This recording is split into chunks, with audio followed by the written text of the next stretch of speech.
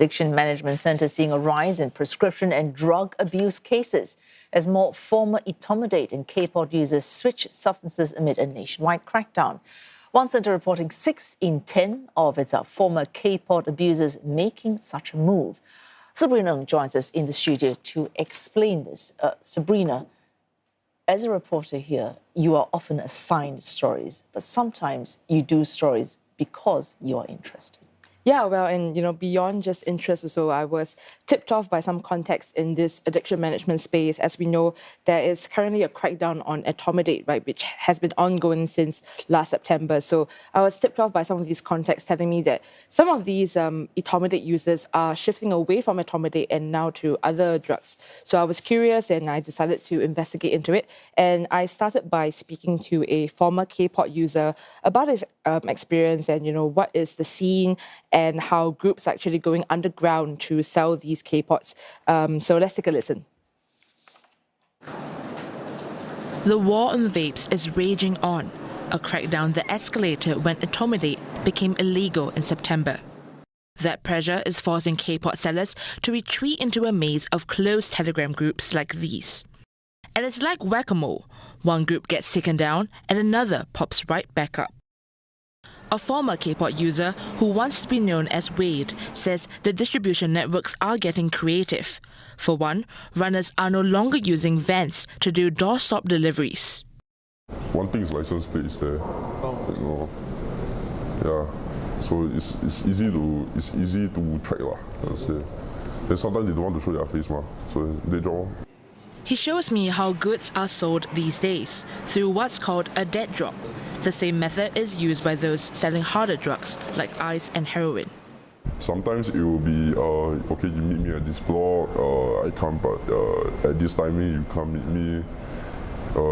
Yeah, and then it's just a pass and go. Sometimes it's, okay, you pay now me the money, I drop it off at like a dry riser or like, I drop it off somewhere that's like hidden from other people, but it's there. So I'll take a picture, then I'll send you like, oh, okay, your stuff is there already. Since it can be anywhere in an estate, it makes it harder for authorities to detect. Even if arrests are made, it's usually only the runners. Most of them is, one guy runs a Telegram channel. Okay. Then they will send maybe 10 runners to go. So these people are like aware of the risk really. Saying like, okay, so there's in case of what this guy looks suspicious, do what. Yeah. So everything is so the mastermind of the plan never shows his face, in a way. Yeah. The mastermind of the selling never show. It's always his people that are like buying from him, people who are like he's the one distributing to people, Yeah, so that's why it's hard to crack down on the actual person that also sells it, Wade tells me he was introduced to Kpods when he was 17. That was when he was nearly 20,000 Singapore dollars in gambling debt and looking for an escape. It got very bad starting off this year, where like I was using close to 5 to 6 pods a day. So like my life was like in complete shambles. And I still didn't feel anything wrong about it. I just wanted the next high. Yeah, then earlier this year, my late mother has passed, and how to say, at that point, I was trying to stay clean for her. But after the funeral, some guy came up to me and then offered me this etomidate spot. Then I tried to stay. I tried to say no, but the desire to use is still there. As his habit grew deeper, his family kicked him out, leaving him homeless. While serving national service, he was caught using Kpods and had to seek help at an addiction centre. And he says it's okay to do so. No matter what situation you're in, right, your addiction it's not like cannot save one. It can save one. It's just also realize that you're not alone in this. There are people still suffering from addiction. For the people that are not using and want to use, I would say that it's not worth it. This addiction is not a fun thing. I would not wish this on my worst enemy. Yeah, really, it's a very bad thing. It destroys families. It destroys yourself also. So we just heard from Wade, and there are many out there who are just like Wade. Last November, a 16-year-old teen was the first Kpod user to be admitted into a Singapore prison drug rehab centre for 2 months, and we know that there are more seeking help as well. Latest stats from the National Addiction Management Services showed that there were 191 people who sought help for etomidate-related abuses from September to about mid-December. So we do see that there is a trend of people who are struggling with this abuse but who are reaching out for help. All right. One way to reach out for help is to voluntarily go to an addiction center. You could be sent there, it's mandatory, or it could be voluntary. You actually go there yourself. And you've spoken to these centers. What have they said?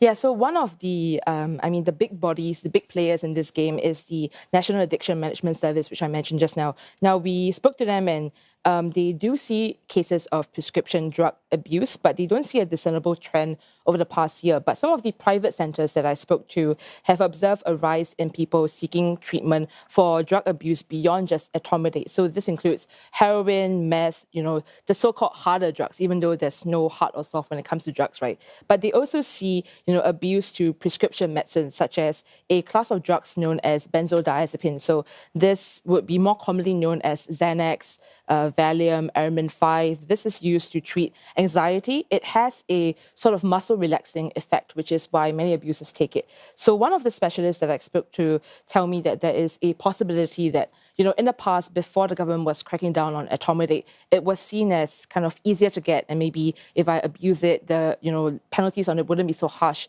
But now that we are ramping up engagement on it and cracking down on it, these abusers could potentially shift to prescription medicine, which they perceive to have a lower penalty. So let's hear what they have to say. More than 80% of the people that were using etomidate have stopped, partly because of the change in the legislation. And I will say about 60% of those have switched into other substances. If there was a market for Kpods, and there's other drugs out there that, do not carry very heavy penalties, in the same way that Kpods did not in the past, it stands to reason that people will switch to them. The number of people entering treatment for other drugs in the last 2 to 3 months have remained stable, as relatively compared to earlier quarters of 2025. These are mainly meth and cannabis. There is an overall increase, however, as compared to 2024. We do see prescription drugs, abusers coming in with prescription drugs as well. Well, you mentioned earlier the abuse of prescription medicine. So, for example, things like Xanax. There's a reason why doctors do legally prescribe them, because they help with anxiety, as you mentioned. The problem is when there is abuse of legal channels. And we're also looking at some of the ways that people are abusing the illegal channels as well, which was what we really wanted to find out. So we decided to investigate further, and what we heard from former addicts who have independently told CNA that they pointed us to this location in Geylang. So we wanted to investigate and see if what they said was really true. So let's take a look. Geylang Road, better known as the Red Light District. But the CNA team is here because former addicts say they got their prescription-only meds illegally along its streets. The team approached one alleged seller at a corner in broad daylight with his improvised setup and brightly coloured pills. The man didn't even make an effort to conceal what he was selling.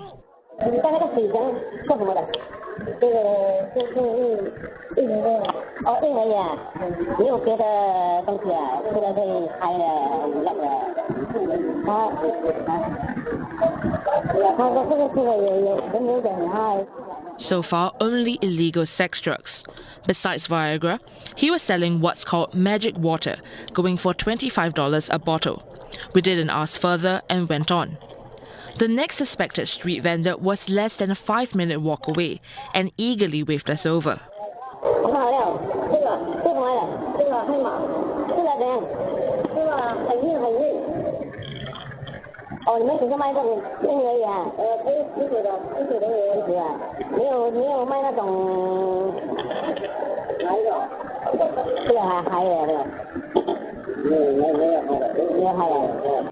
We approached a third seller who also appeared hesitant to share more about what he was selling.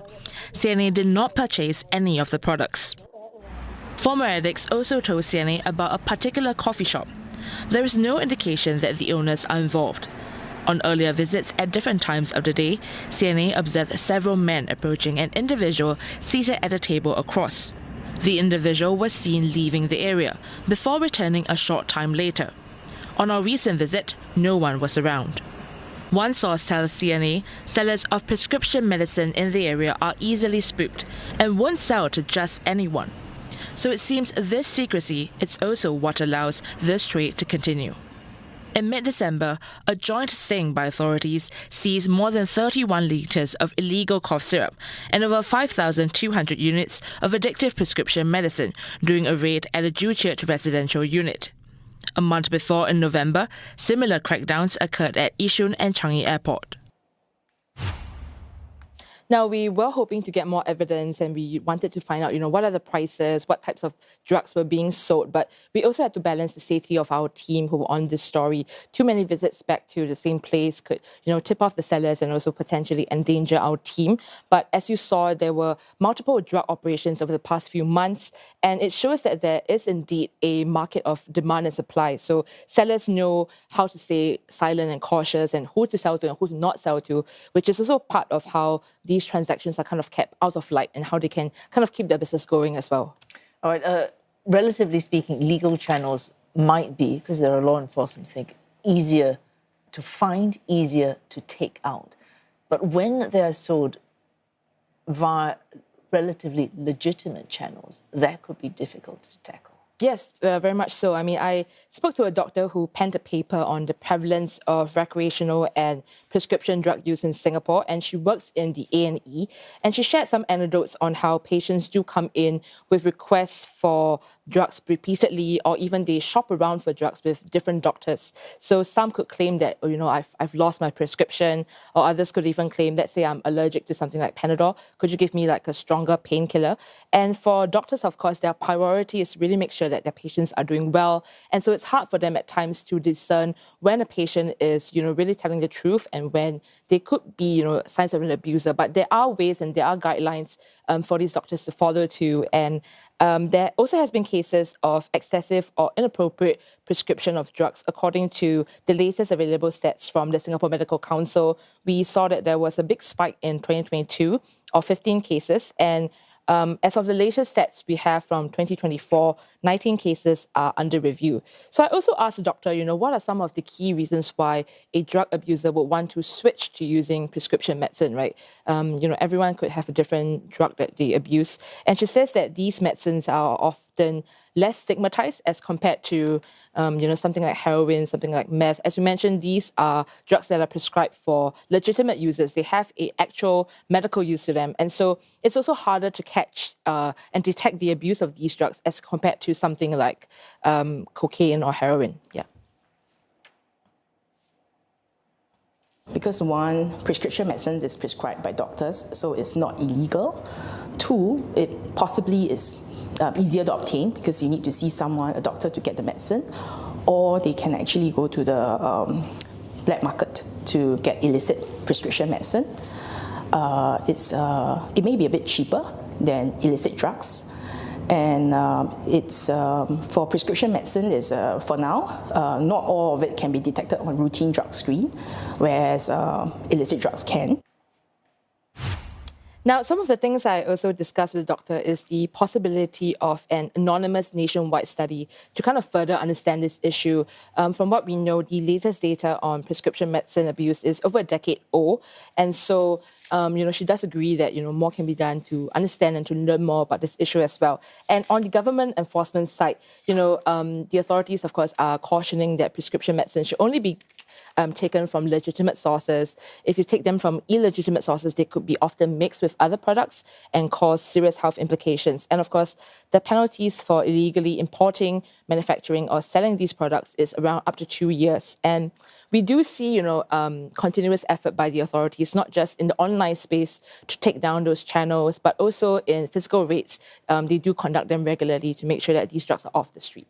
All right, a final question, because I am curious about this.